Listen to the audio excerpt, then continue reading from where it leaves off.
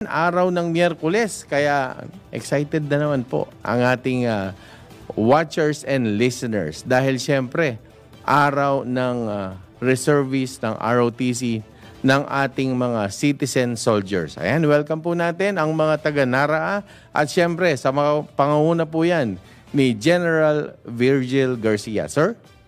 Talaga pong exciting ngayong gabi dahil may kasama na naman po tayong isang descendant ng isang key figure ng Hunters ROTC. Isa pong mapagpalang pagbati sa inyong lahat saan man pong, anong oras man po namin kayo abutan sa buong mundo. Kami pong mga taga-National ROTC Alumni Association ay bumabati sa inyo ng isang napakainit na good morning. Yan. At ang ating unang bisita, may pangalawa pa ha. At talagang dumayo silang pareho dito. So, pakilala mo na, General Virgil, sir. Ngayon po ay aming ikinagagalak na sabihin sa inyo na ngayong gabi ay gabi ng mga bayani. Yes. Ayan.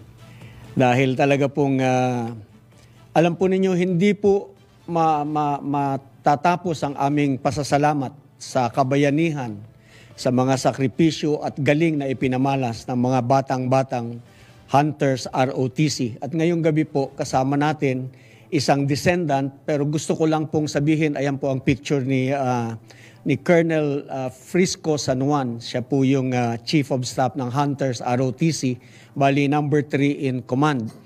Ako po, I am proud to say that I had the honor of working with eventually Congressman Frisco San Juan, Johnny kung tawagin nila. At hindi ko na po patatagalin, basta gusto ko lamang po naming sabihin that we cannot thank these kids enough for their heroism. Kaya po ginugunita namin ang kanilang kabayanihan upang mapukaw natin sa ating mga kabataan ngayon na kahit bata ka, nakapagtataka yung kanilang ginawa nung araw dahil tanungin natin bakit nila nagawa yung kanilang nagawa. Dahil mga 16, 17, 18 mga bata po ito na lumaban sa mga veteranong Hapon. Marines, tinalo rin nila yung mga Marines. Wala pong iba kundi si Yusek Frisco Popoy San Juan Jr. Magandang gabi po. Maraming salamat po, General Virgil.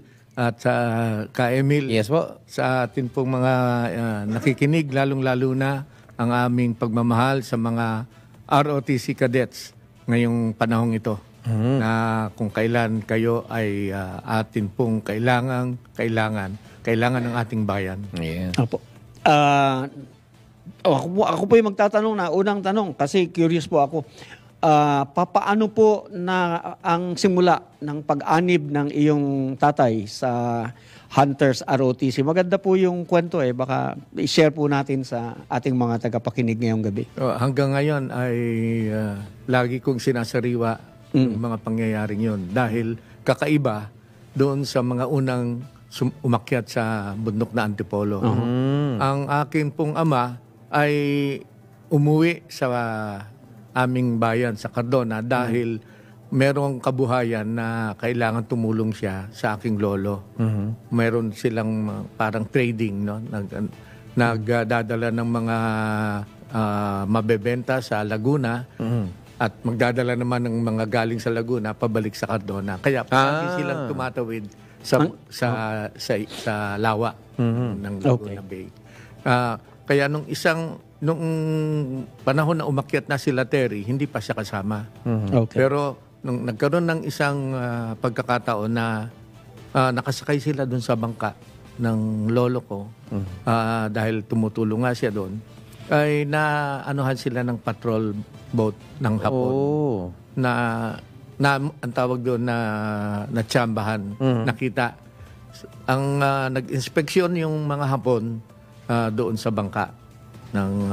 Siyempre wala naman sila makikita mga baril doon. So kinakausap nung Hapon yung official na Hapon ang lolo ko. At ang salita ay Nipongo. Hindi makasagot ang lolo ko. So sinampal nung Hapon ng lolo ko. Wow. Nandun yung tatay ko at nakikita niya kung ano yung nangyari. Nakita niya na walang magawa. Siyempre, mga armado yung mga Hapon. Yes. Parang ano siya, yung kanyang pagtitimpi ay masyadong nakakaroon na epekto. Nag-decision siya. Matagal na siyang kinokontak ng mga nila Terry na nasa bundok na noon. Doon siya nagdesisyon na sasama siya. Nagpapaalam siya at hindi siya pinapayagan ng lolo't lola ko. Sabi, yung kuya mo nandun na sa Bataan. Naglilingkod na sa bayan. Dito ka na lang, sabi. Yun ang unang sabi sa kanya noon. Pero nung pagkatapos mangyari yung pananampal na yon, hindi na siya nagpaalam. Diretso na. Pumunta na siya. Umalis na lang basta. Punta na siya sa bundok. Pinapasundo siya ng lolo ko. At sinabi, umuwi ka na dahil nga kailangan ka namin. Hindi na siya nagkasalita. Ang nagsalita na yung ibang kasama niya, hindi na po pwedeng umuwi yan. Kasi marami na siyang alam dito sa amin. Pag umuwi siya at mahuli siya, ay delikado naman. Delikado. Okay. Doon ang mga pangyayari. Kaya siya napasama na. Okay, balikan natin yung lawa. Nung kasama na siya ng hunters, mayroon pa ba ulit nangyari sa lawa pagkatapos nung miyembro na siya ng hunters sa ROTC? Oo, yun nga ang nakakatuwa. Okay. Sapagkat kung saan nangyari yung pag-aabuso ng Hapon, ay nagkaroon din ng pagkakataon ng aking ama na makaganti sa lawa. Iyan yung good karma, no? Oh, sige. Paano nangyari? Ano na yun nung panahon na yun ay malapit na yung ongoing na yata yung liberation. At inutusan siya ni Terry na pumunta imit si Terry sa Parañaque o sa Muntinlupa. Tatawid na naman siya. Maliwanag ang buwan. At pagka lalayag ka, makikita ka. Okay. Maliwanag. Nagkataon na sinusunog na yung bayan ng Angono. Kaya yung usok, yung makapal na usok, tinakpan ng buwan. Tinakpan mo po. Okay. Kaya nung may patrol boat na nakita sila, kailangan lumapit para tingnan kung ito ba ay mga kalaban. At nang nakita ng aking ama na patrol boat yan, bigla siya nagbigay na ng instructions. Yung isang kanyang may hawak ng Thompson submachine gun, ito ang titirahin mo. Ikaw ang titirahin mo yung machine room o engine room. Yung ikaw titirahin mo yung water line. No? Ako nang bahala dun sa Nasa itaas. sa itaas. At huwag kayo magpapaputok hanggat hindi ko sinasabing fire. No? Dahil pagka magpaputok sila ng malayo pa, talo sila nung firepower. 50 caliber yan eh. Mabuti naman yung usok ay tinatakpan sila. Kaya hindi sila nakikita, napipilitan yung Hapon na lumapit. Okay. Hanggang sumigaw na siya na fire. Hindi na nakaganti yung mga Hapon. Hindi na. At lumubog yung patay yung mga Hapon. At na-recover daw yung bangka na yun na nakita, yung patrol boat. Later on, after the war, nakita yung mga patay na Hapon. Nandun pa sa loob. Ay, naantay ko, nasampal niya rin. Sabi ko, baka nakasampal din yata kami. Hindi naman pala patay agad. Okay. Nakakatuwa na kung saan nagkaroon ng yung justice ika nga. Kumbaga, on the same lawa. The same, Poetic justice ba? Poetic justice. So, yung nangyari pong yun, Yusek, iyon po ba ay dahil that time na nag-aaral sila ay sapat ang kanilang training kaya kumbaga ready sila para gawin ang ambush na yun? Nung time na yun, kasi ang tatay, siya ang may hawak ng training camp. Kaya madalas hindi siya sumasama sa mga pag-raid doon sa mga eskwelahan.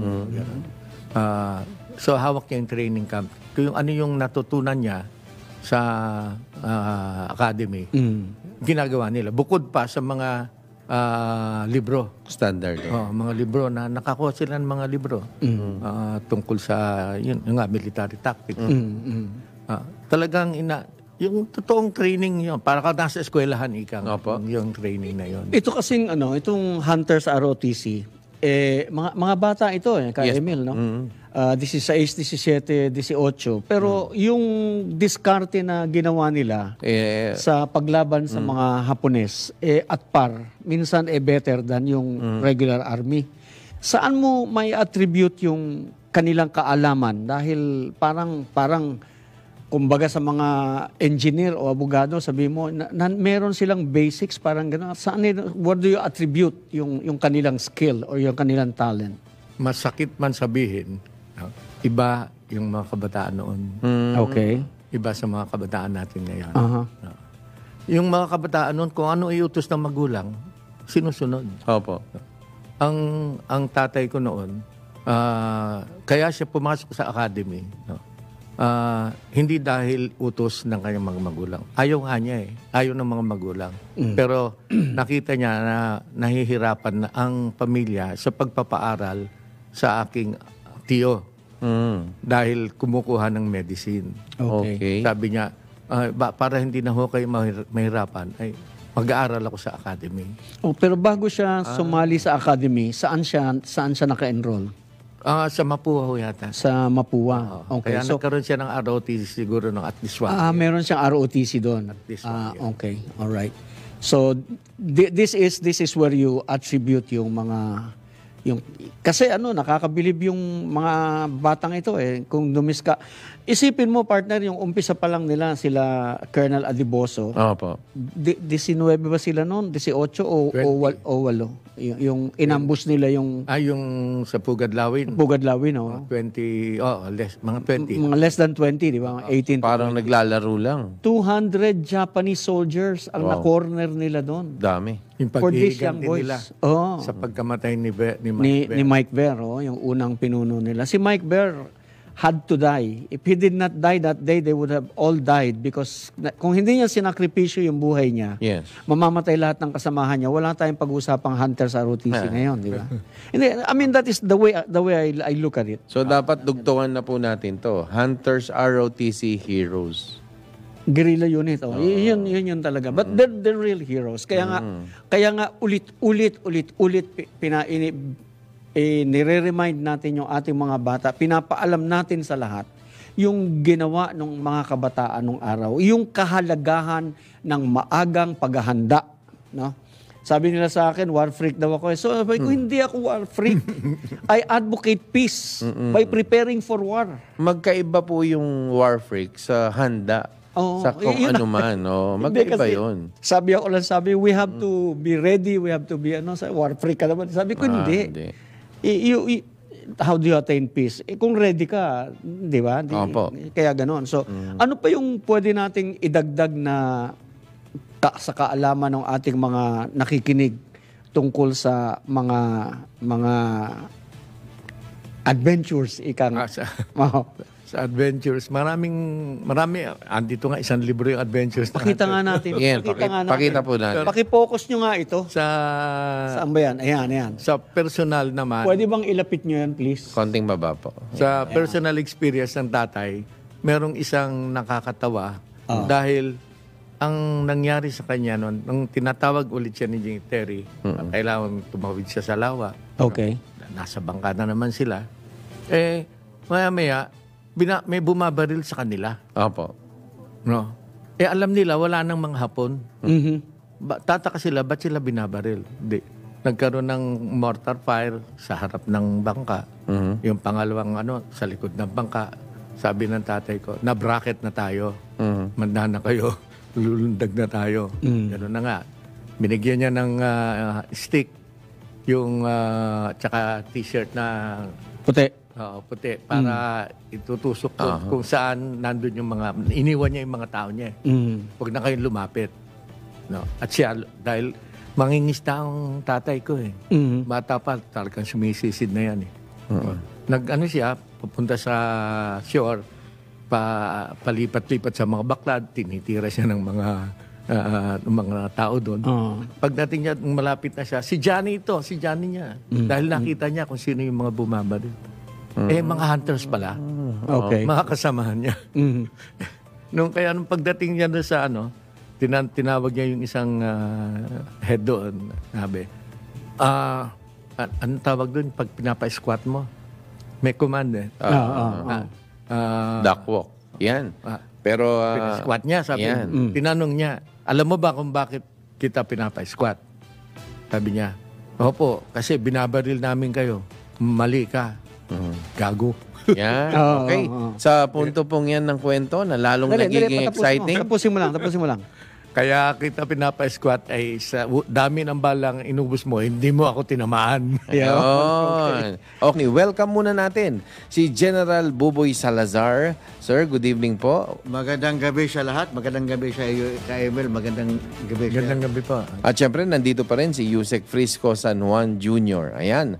So, Sir General Buboy, sir, ano po ang inyong sharing kanina na gusto nyo ibahagi din sa maganda atin? kung maganda ngayon. Meron tayong mga dakilang tao, isang Medal of Valor at anak ng isang hunters na hero natin ng World War II. Yes. At na-mention yung good governance. At mamaya, itanong ko rin dito kay Yusek Frisco San Juan Jr. Yes po. yung tungkol hindi lang sa idea ng NTF-ELCAC, kung hindi, anong nakukuha ng father niya na after sa war hanggang nagiging isa siyang politician. Yun. Go ahead po, Yusek. Meron lang akong gustong, bago ko sagutin yung tanong, dahil nabanggit kanina ni Colonel Ariel, good governance. Yes. Siguro yung mga kabataan noon ay mulat sila sa good governance. Di ba? Kaya yung kanilang pagsisilbi sa bayan ay hindi hindi kumupas. Kaya nung dumating yung pagkakataon na mayroong mga gustong sumakop sa atin, alam nila na Handa sila. At saka wala pang makakaliwang grupo na sinusunog yung pag-isip natin sa ibang paraan. Oo, tama. Okay. So, ngayon, yung tanong nung ni Ka Emil, Opo. after the war? Yes po. Post-war. Okay. 1945 ang liberation. After hindi pa sila nadidisband, yung ang hunters sa ROTC, pero liberated na. Inofera na sila ng study Yes. sa Amerika, sa Fort Benning at saka sa Fort Lee. Fort Sill. May isa, Fort Lippe or something ng military science na. So Disyembre 1945 nandun sila, nag-aaral sila. Doon sila nagpasko at doon sila nag-New Year din yata, no? Yun ang doon sila nakakuha ng connections na ika nga sa Amerika. At pagbalik nila dito, ang naging assignment nila yung anti-hook campaign. Mga 50s. Kasi si General Strawn yata yung naging parang dito Head Chief of Staff. head ng American para consultant, no, para yung left communist movement. Kanina po habang nakikinig ako, napaka-colorful ng bawat bitiwan yung salita sa kwento ninyo. Na-imagine ko po ito bilang isang pelikula, parang mas maganda pa sa mga napapanood ko sa Hollywood or kahit sa Philippines. Meron po bang plano para maitawid sa mga bagong henerasyon through the medium of film na gawin itong isang pelikula? Actually, meron ng pelikulang ginawa noon Okay. black and white, Okay. tsaka English pa yata So, yung title ng kanilang pelikula, yung Death Was a Stranger. Wow. Bakit ganun? Sabi nila, kasi nung lumalaban kami sa mga Hapon, wala kaming iniisip na kamatayan. Hindi namin kilala kung ano ibig sabihin ng kamatayan. Ganon daw sila. Kaya yung ginawa yung pelikula, yun ang pinili nilang title. So, their feelings, hindi sila matatalo. Yes, tama. Hindi matatalo. Sa mga bagong henerasyon po ngayon, paano kaya nating maitatawid ang ganitong uri ng Pagmamahal sa bayan. Ay, siyempre, kailangan natin na ibalik sa ating mga eskwelahan yung pagmamahal. Pero nakikita nyo, sir, kung titingnan natin, si Do Campo, mapwa. Si English, mapwa. Yung padre nyo po, mapwa. Sino pa mga ibang mapwa dyan? Hindi, hindi kaya dahil sa isang eskwelahan. Hindi ito propaganda sa eskwelahan. Pero nakikita ko puro numero. Hindi social science ang pinag-aralan nila. But these people really love their country. Yun. Pero maraming JRC. Kasi ang Mandaluyong, Ano lang, sir? kapitbahay ng San Juan. Nagkakataon lang, sir, baba, na yung mga key figures na pinag-usapan natin. meron ding mga key figures Sa JRC. Si Vic Estacio, JRC. Meron siyang marker doon ngayon sa eskwelahan. No? Palagay doon ang pangalan niya. Siya ang nag-lead sa Muntinlupa. Oo. Yung rescue nila, kina Successful Raul Manglapus, ni-rescue nila doon. Kina English, Vic kasama Estacio. doon. Ang inyo pong mensahe ngayong gabi, General Salazar, sir, para sa ating mga nakikinig at nanonood. Sana sa mga kababayan kong nakikinig ngayon, mag-encourage pa tayo ng panoorin yung mga succeeding presentation namin na programa. At invite namin yung mga descendants ng Hunters ROTC. Hindi lang gusto namin i-promote yung ROTC, kung hindi, gusto namin ipakita na maski bata ka, kung mahal mo yung bansa mo, marami kang magagawa. At ang inyo pong parting shots, Yusek Frisco San Juan Jr. Unang-una, nagpapasalamat ako sa inyo, Ka Emil, sa DWIC, General Buboy, General Virgil, sa pagkakataong ito, at sa mga susunod pang mga pagkakataon na binibigay ninyo sa amin sa Samahang Descendants of Hunters ROTC Guerrillas. Kami po ay nagkakaroon ng pagpapakumbaba sa mga pagkakataong ito dahil ang bihira po ang mga ganitong pagkakataon kung saan tayo ay makikipag-ugnayan sa ating mga kabataan. Ang kabataan, katulad ng sinabi ni Jose Rizal, siya talaga, siya at wala nang iba ang pag-asa ng ating bayan. Yes. Kaya maaari po sa ating mga kabataan ay mahalin po natin ang ating bansa. Yes, maraming salamat po, Yusek Frisco San Juan Jr.